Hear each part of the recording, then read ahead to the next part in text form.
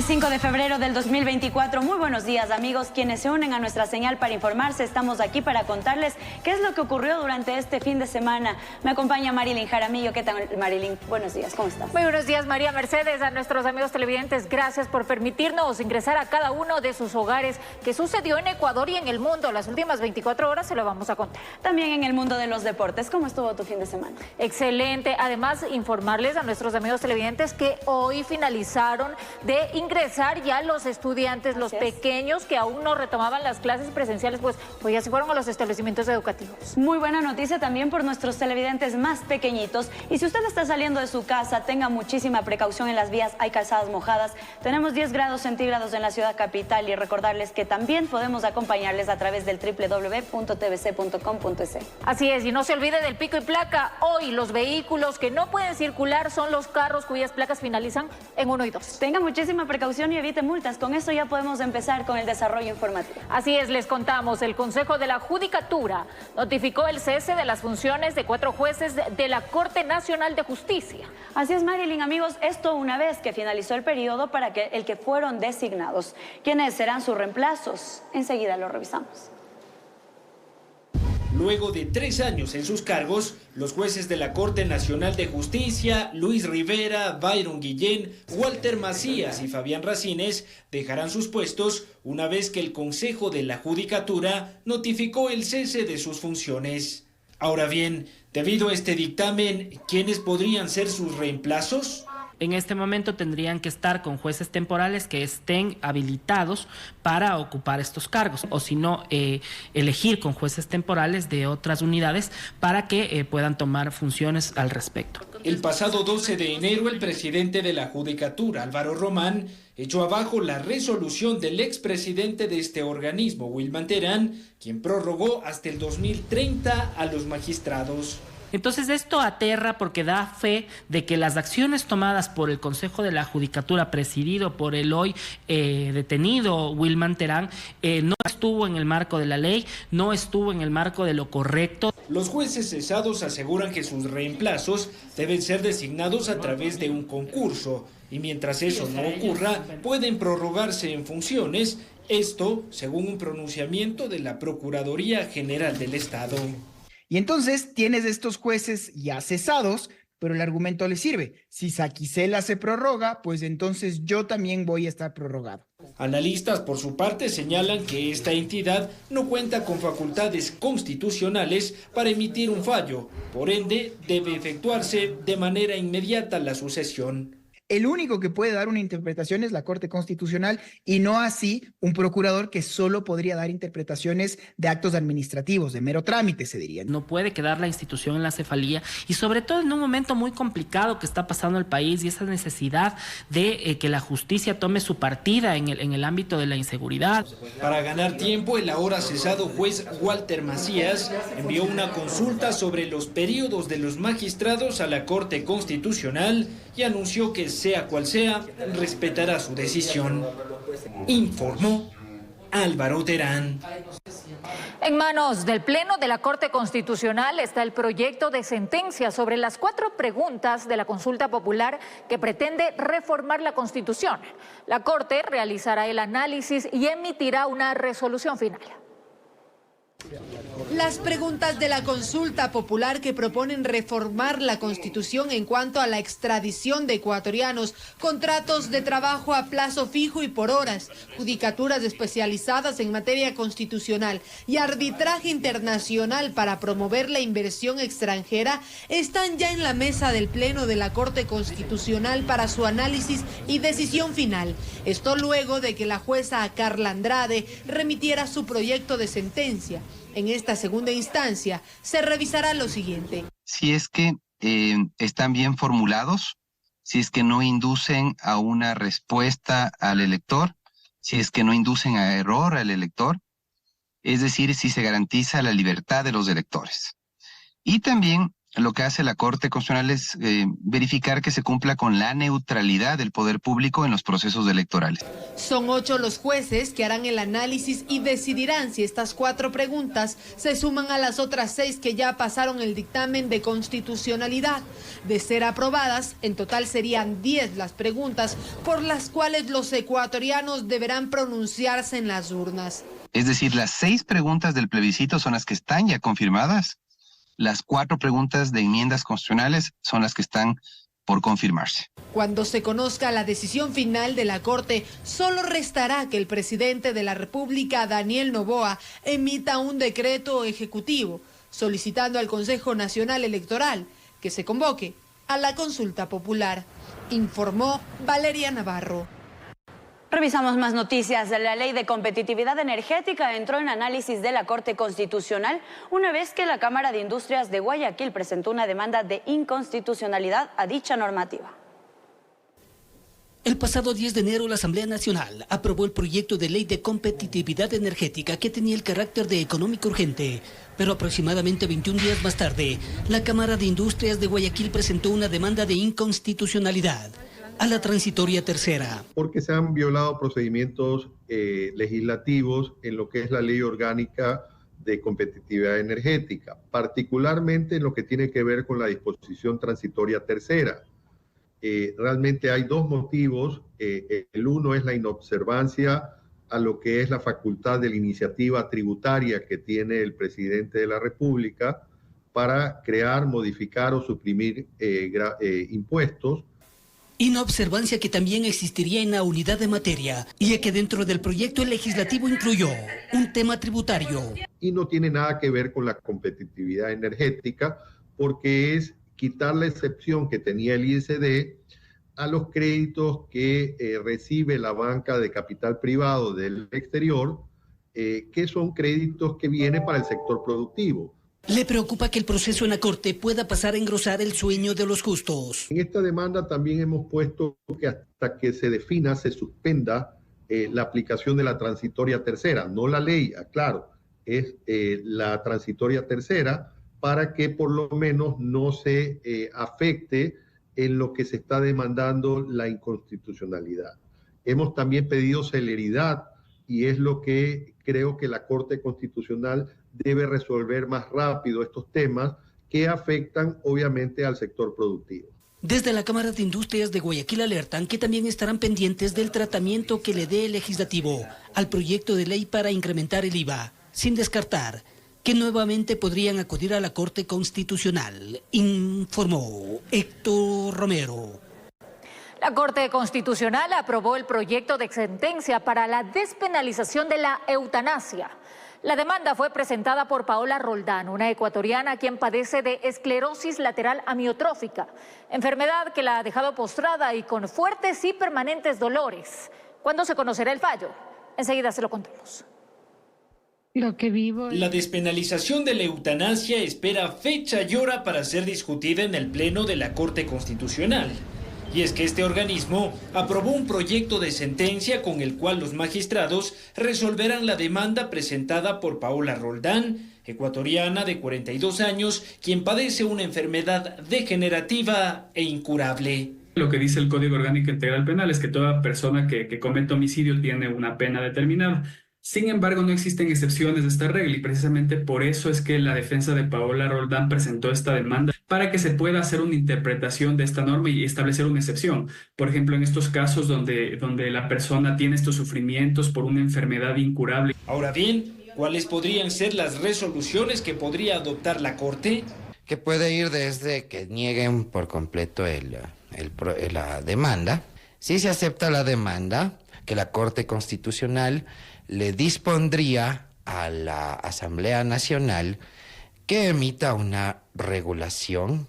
Mientras tanto, se dispongan unas reglas transitorias. Juristas aseguran que la demanda cuenta con un robusto justificativo, el cual deberá ser analizado técnicamente. El juez lo que tiene que hacer es dictar en derecho, más allá de las creencias personales, religiosas, políticas. Nosotros tenemos que entender que estos temas de eutanasia, de aborto, tienen bastante componente técnico-médico. En el caso de la eutanasia, cuándo esta vida ya es viable o no viable, o si es posible interrumpir a la vida precisamente por factores médicos. Paola Roldán y sus abogados exhortaron a los magistrados a tomar una decisión inmediata.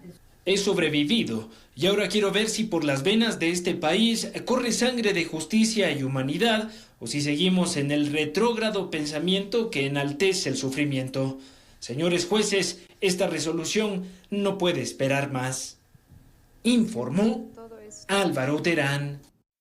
Mediante un comunicado emitido por la Asociación de Bancos Privados del Ecuador, este gremio señala que la ley que trata la Asamblea para enfrentar el conflicto armado tendría un trato distinto y discriminatorio para ellos, pues si bien son conscientes y están dispuestos a colaborar en esta lucha, de aprobarse el impuesto a sus utilidades, la carga fiscal se elevará al 76%, afectando su solvencia patrimonial y consecuentemente reducirá su capacidad de generar crédito en un valor cercano a 4.000 millones de dólares.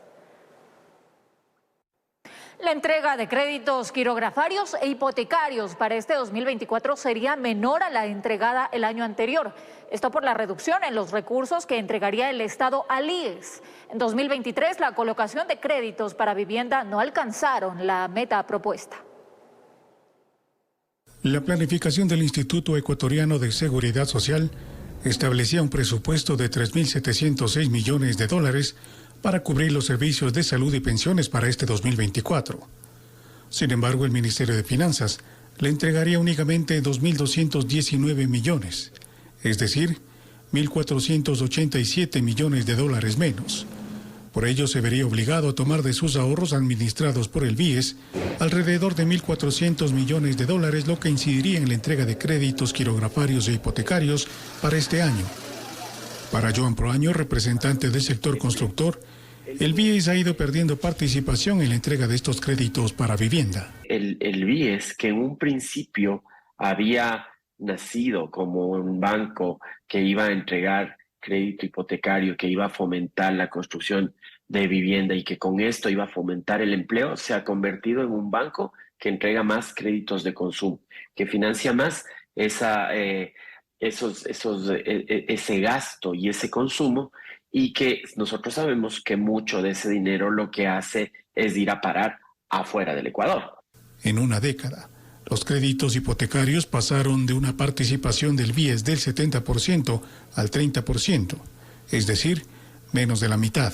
El BIES en el año 2014, que fue cuando más colocó aproximadamente 1.200 millones de dólares. El año anterior colocó menos de la mitad, 588 millones. El impacto en el sector constructor es evidente. Las reservas de viviendas en 2023 descendió en un 20% con relación al año 2022. De allí que, según Proaño, se requeriría una mejor estrategia del banco del afiliado que incentive la entrega de estos créditos. El IES necesita ingresos y el BIES puede ser una parte muy importante en la consecución de esos ingresos, no solo dando rentabilidad, sino también fomentando empleo. Para 2023, el rubro previsto para créditos hipotecarios fue de 764 millones de dólares. Sin embargo, al cierre del ciclo fiscal no se alcanzó la meta y la entidad financiera se quedó con más de 175 millones que no pudieron ser colocados. Informó Miguel Ángel Bedoya.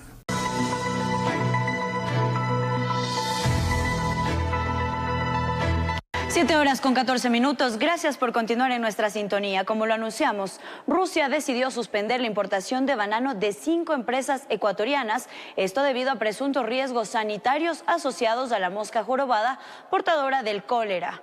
¿Qué acciones ha emprendido este sector y el gobierno nacional? Aquí le contamos. Desde este lunes, Rusia decidió suspender la importación de banano de 5 empresas ecuatorianas a causa de una presunta aparición de moscas portadoras del cólera en las cargas provenientes de nuestro país. Es una medida bastante drástica porque hay, digamos, no es el único país al que exportamos banano, insisto, y siempre hay procedimientos técnicos que caben para el efecto antes de llegar a una sanción de ese nivel. Y aunque aún no han sido notificados oficialmente, los industriales afectados solicitaron la intervención urgente de las autoridades ecuatorianas. Hemos pedido a las autoridades de Ecuador en Rusia que se acerquen a la entidad fitosanitaria y pidamos una reunión para tratar esa noticia, ¿no? Los bananeros ecuatorianos anunciaron que ante una eventual fiscalización responderán de manera técnica a fin de normalizar las exportaciones a Rusia. A Rusia exportamos 75 millones de cajas que representan el 21% de toda la exportación de banano del Ecuador, con generación de divisas de casi 800 millones de dólares. A más del castigo al banano nacional, Rusia dice estar preocupada por las flores ecuatorianas, cuyas cargas se encuentran en cuarentena, lo cual podría acarrear la suspensión de la importación de claveles desde el próximo 9 de febrero. El castigo a los exportadores ecuatorianos se produce en un momento de tensión diplomática entre Rusia y Ecuador, como consecuencia de la decisión del presidente Noboa de enviar equipamiento militar ruso chatarrizado a Estados Unidos. La Cancillería de Rusia indicó que Ecuador, al ser un socio estratégico de Moscú, debe respetar los contratos en donde se estipula la entrega de bienes a terceros. Informó Álvaro Terán. La Ley de Economía Violeta establece que para garantizar la igualdad de género es necesario que las empresas elaboren un plan de inclusión, equiparación salarial y protocolo ante casos de acoso. ¿Cuándo se deben presentar estos documentos? Se lo contamos en este momento.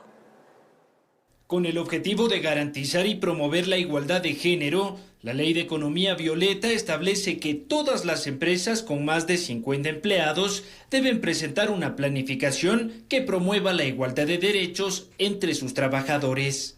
¿Qué busca este plan de equidad? Primero, elaborar un diagnóstico en el que tú puedas verificar qué número de trabajadoras mujeres tienes dentro de la empresa, cómo es el trato de estas mujeres, cuántas mujeres están en cargos de dirección o en funciones de confianza, si efectivamente estas mujeres han tenido un proceso de ascensos, si han sido víctimas de discriminación. Si las empresas ecuatorianas cumplen con esta normativa, pueden hacerse acreedoras a múltiples incentivos tributarios. La idea general es que la empresa cree nuevos puestos de trabajo, que dichos puestos de trabajo nuevos sean ocupados por mujeres, caso en el cual el Estado ecuatoriano reconoce una deducción adicional al impuesto a la renta, es del 140%. Inicialmente, las empresas debían presentar los documentos hasta el 20 de enero del 2024. Sin embargo, el Ministerio de Trabajo estableció un nuevo plazo.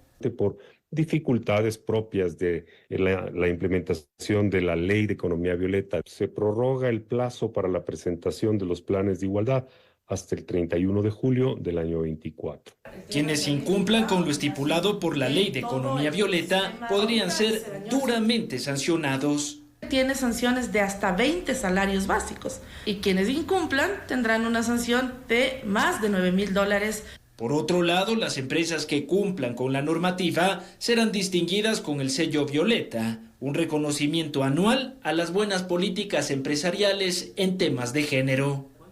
Informó Álvaro Terán.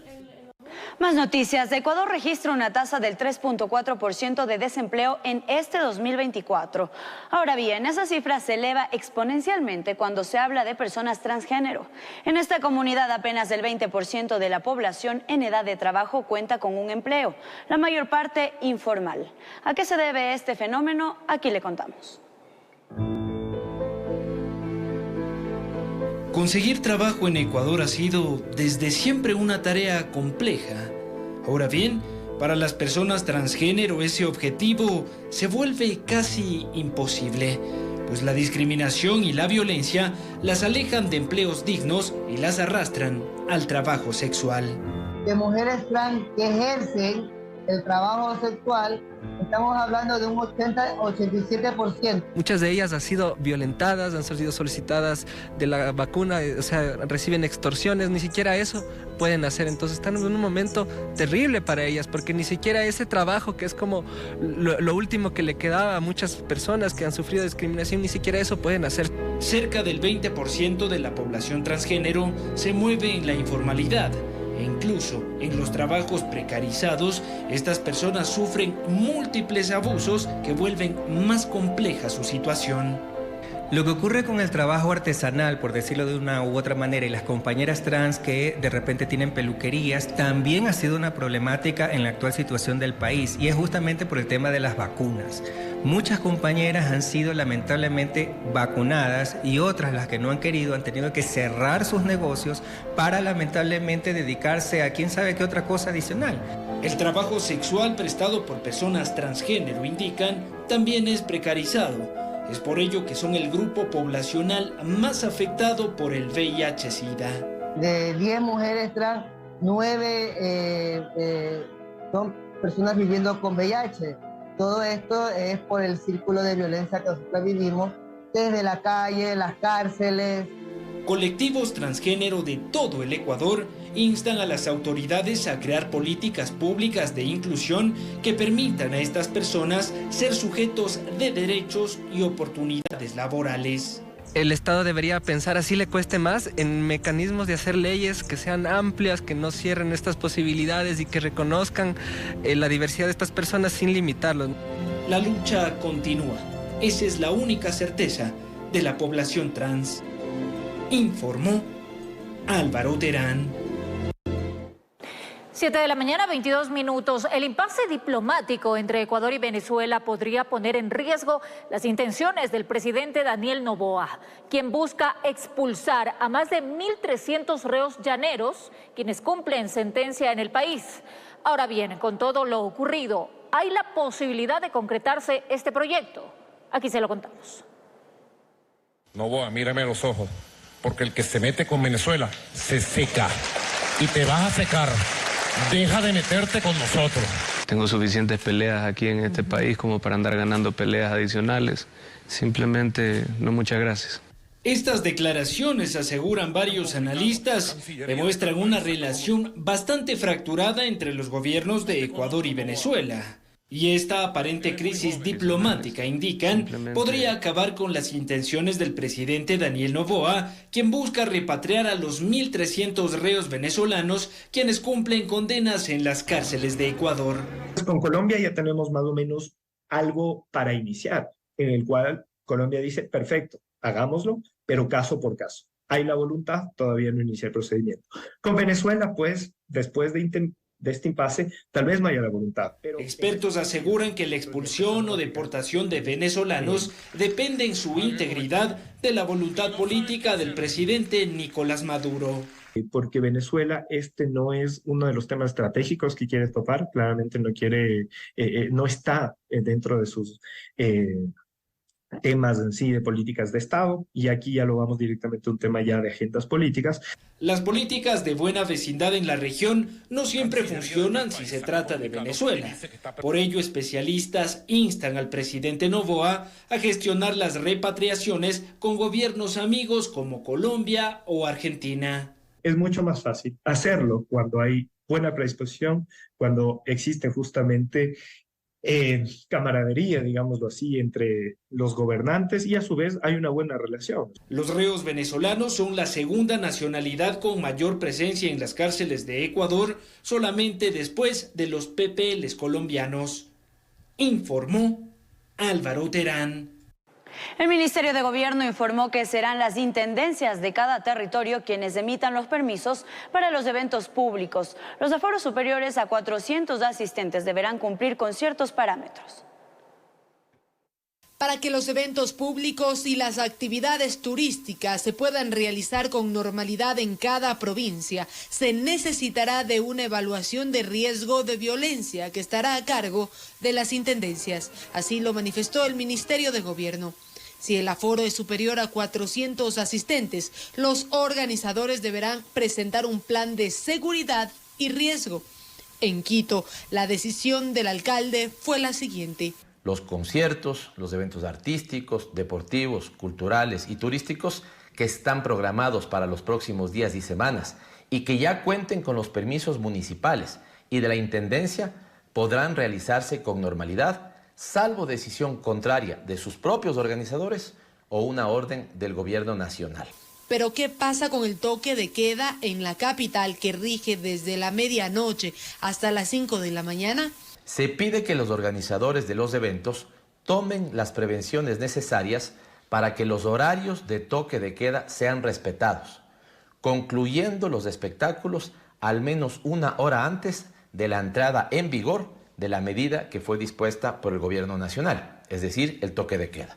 A esto se solicita que se redoble la seguridad en las inmediaciones de donde se desarrolle el evento, informó Valeria Navarro. Pacientes oncológicos que son parte de la Fundación Jóvenes contra el Cáncer denunciaron que en los hospitales públicos no reciben medicamentos para su tratamiento. Hacen un llamado al presidente Daniel Noboa a fin de buscar una solución a este problema. Los médicos alertaron del desabastecimiento de medicamentos en hospitales públicos y ahora son los pacientes oncológicos los que alzan su voz de protesta. Patricia Angulo lucha contra un cáncer de mama. Relató lo complicado que ha sido no poder acceder a su tratamiento hace 1 año y medio. No es justo que uno vaya al hospital y no haya medicina, no haya tamoxifeno, que es una de las medicinas que nosotros utilizamos después de un diagnóstico de cáncer. Es una medicina muy costosa, aproximadamente una caja de 30 pastillas llega a costar $65 y eso nosotros tenemos que gastar mensualmente. Un día sin los medicamentos y exámenes que requieren los pacientes, las posibilidades de combatir la enfermedad disminuyen. La situación económica por la que atraviesan no es la mejor y han optado hasta en hacer rifas, como lo detalló Maribel Jaramillo. Porque nosotros compramos la medicina a través de rifas, sorteos que hacemos nuestras familias porque son muy costosas. Entonces se debería priorizar a los pacientes con cáncer. No se trata solo de la falta de medicinas. Los pacientes que forman parte de la Fundación Jóvenes contra el Cáncer denunciaron que los equipos de los hospitales públicos estarían obsoletos. Jocelyn Ochoa necesita realizarse una tomografía que en una clínica privada puede costar hasta $400. Yo estuve esperando por una tomografía por 2 años y nunca me la hicieron porque estaban en mantenimiento de máquinas, que necesitaban contraste y que me haga fuera. Según la Sociedad Ecuatoriana de Oncología, cada año en Ecuador cerca de 28.000 personas son diagnosticadas con cáncer y fallecen aproximadamente 18.000. Solicitaron una audiencia con el presidente Daniel Noboa. Y seguimos en compás de espera a las reuniones. Y no solo para quejarnos, sino para proponer, porque es tiempo de cambios, es tiempo de acciones. El cáncer no espera. Informó Priscila Cadena. Y fueron 130 los niños con discapacidad intelectual atendidos en la primera jornada oftalmológica que Olimpiadas Especiales Ecuador llevará a cabo con su proyecto Atleta Saludable. Los jóvenes, además de los exámenes y evaluaciones, recibieron lentes y gafas para cuidar su salud visual. Como parte del compromiso social que Olimpiadas Ecuador tiene con sus atletas y personas con discapacidad, se llevó a cabo una jornada de salud visual para los alumnos de la escuela Dr. Rodrigo Crespo Toral en Quito, como parte de su proyecto Atleta Saludable. En este caso, gracias a este proyecto estamos brindando chequeos médicos de manera gratuita, chequeos visuales. Se les hace una revisión completa y en el caso que necesiten lentes, pues se les entrega de manera gratuita los marcos con sus respectivas lunas y sus respectivas medidas. Fueron 130 niños con discapacidad entre 4 a 17 años de edad que recibieron una atención integral oftalmológica. Son como 10 estaciones, en todas evaluamos la visión de colores, vemos su visión de profundidad, vemos salud ocular, vemos fondo de ojo, la presión del ojo. Especialistas de la Federación de Optometristas del Ecuador participaron como voluntarios de la campaña. Estos destacaron que las evaluaciones impulsan una detección preventiva de las afecciones visuales de los niños o el seguimiento de las patologías existentes. Estamos haciendo los chequeos para evaluar las ametropías que tengan los niños, porque muchas veces en este tipo de personas hay más problemas visuales, hay muchas más ametropías como miopía, hipermetropía, astigmatismos, y muchas veces por falta de información, por recursos económicos, no tienen acceso a salud de calidad. El apoyo de la empresa privada también fue fundamental para el desarrollo de la jornada. Dicen que esta es una manera de refrendar el compromiso social que tienen con los grupos de poblaciones de vulnerabilidad. Súper importante el generar valor social y económico en las comunidades en donde operamos. Y dado que nuestro giro de negocio es enfocado en la salud, pues buscamos fortalecer estas alianzas para dar oportunidades a más personas en condiciones vulnerables de que puedan acceder a medicamentos, a tratamientos y a programas con salud de calidad. Con más de 18.000 atletas en el país, Olimpiadas Especiales de Ecuador vela por el desarrollo deportivo y saludable de las personas con discapacidad e indicaron que jornadas como estas serán replicadas en varios puntos del territorio. Informó Mauricio Sánchez. 7 de la mañana, 31 minutos. En otras noticias, la Policía Nacional investiga el móvil del crimen de 4 adolescentes registrado en el cantón Playas, provincia del Guayas. La madre de una de las víctimas explica que se mudó hace poco a esa localidad huyendo de la violencia en Guayaquil. Esta madre pide justicia por el asesinato de su hija y otros 3 jóvenes que se encontraban en su domicilio, ubicado en el cantón Playas, mientras ella estaba en Guayaquil.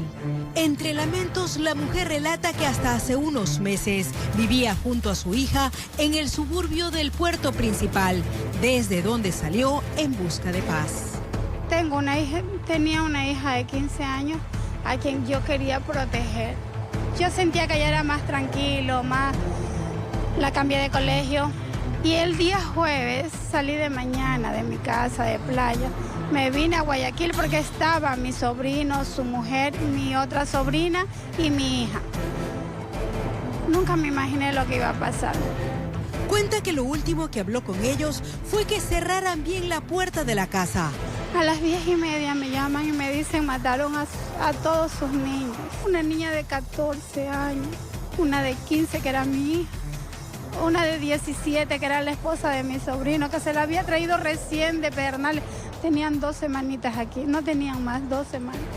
Y los mataron tan cruel. A mi hija le han dado una patada aquí.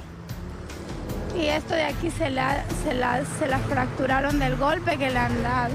A mi sobrina tiene moretones porque parece que los han torturado. Las mujeres fallecieron en el lugar, con un disparo en el cráneo cada una. Dentro de esta habitación, a ellas se las encontró en posición cúbito-dorsal. En otro cuarto quedó herido el único hombre, quien fue llevado al hospital donde falleció. También por lesiones causadas por el paso del proyectil de arma de fuego en la cabeza. Mismo que es de 20 años de edad, que corresponde a los nombres de Fabián C. Agentes de DINASED y Criminalística realizaron la fijación y el levantamiento de los indicios en la casa ubicada en el barrio 25 de Julio para determinar los motivos de este hecho violento y arrestar a los causantes del crimen múltiple.